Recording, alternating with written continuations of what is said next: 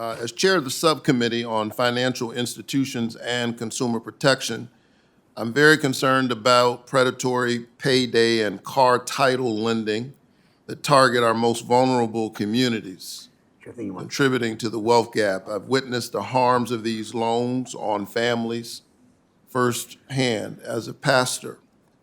I'm proud to say that Georgia has long been a national leader in the fight against predatory lending, imposing a strict 10% usury limit on small dollar loans. In fact, Georgia has generally banned payday lending.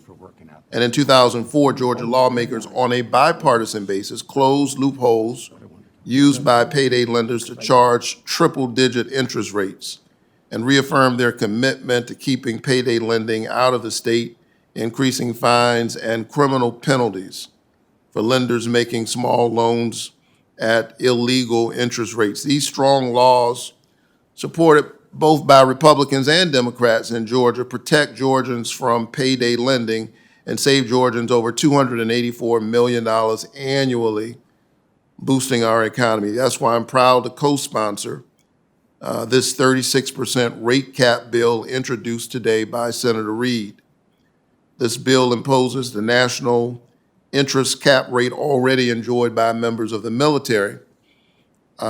Ms. Harrington, given Georgia's already strong consumer protection laws, how will this federal rate cap bill further protect other consumers in Georgia?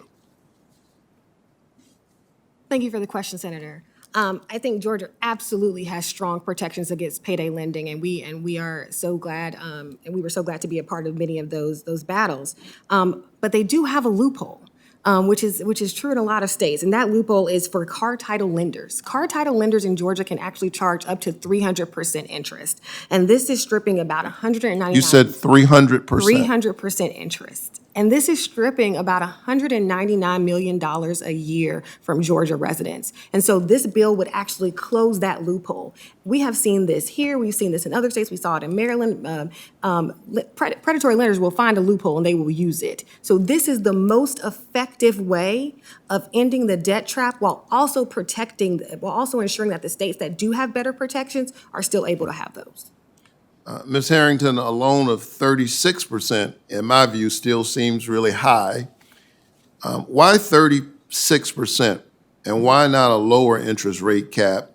And also, can you say more about how these predatory loans perpetuate the racial wealth gap?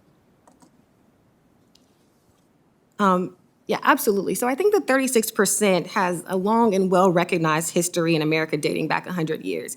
But we'd agree with you. It's absolutely really high on anything but really small loans. When you're talking about the longer-term installment loans, which are for higher amounts, 36% is actually quite a bit. I think we worked with a veteran out in California who took out a $5,000 loan, 115% interest, ended up paying back $42,000 over 7 years. I think we'd all agree that that's a predatory loan.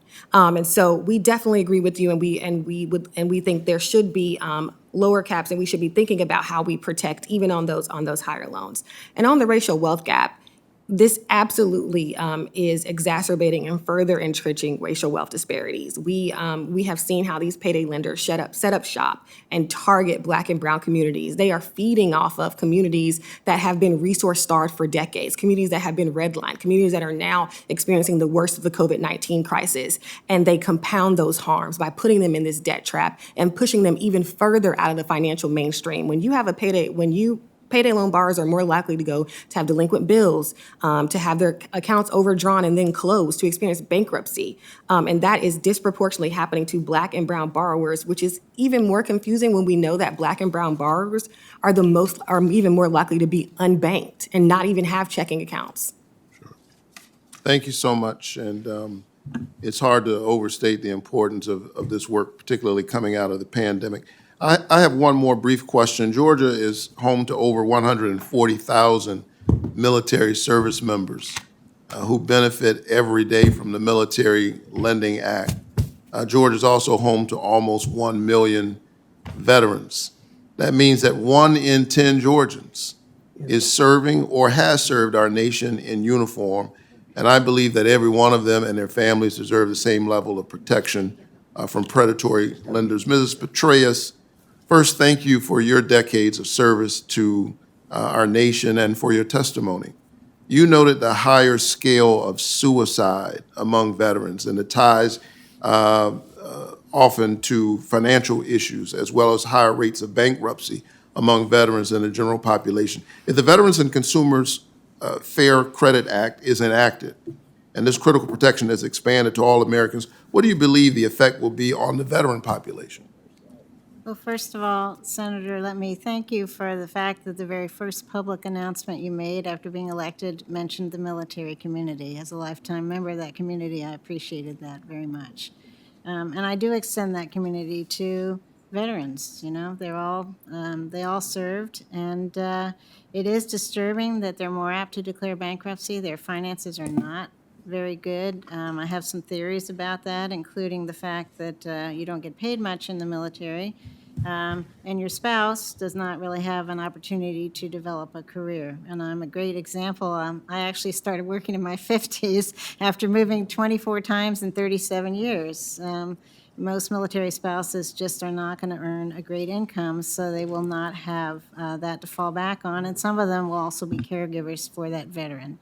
So financial stress is definitely associated with suicide rates. I cannot help but think that providing these more robust protections would truly benefit the veteran community as well, and just provide them a little bit of protection from when they have financial problems going out and signing up for a loan that is going to charge them an exorbitant amount of interest and make it very difficult for them to pay it back and basically make their situation even worse.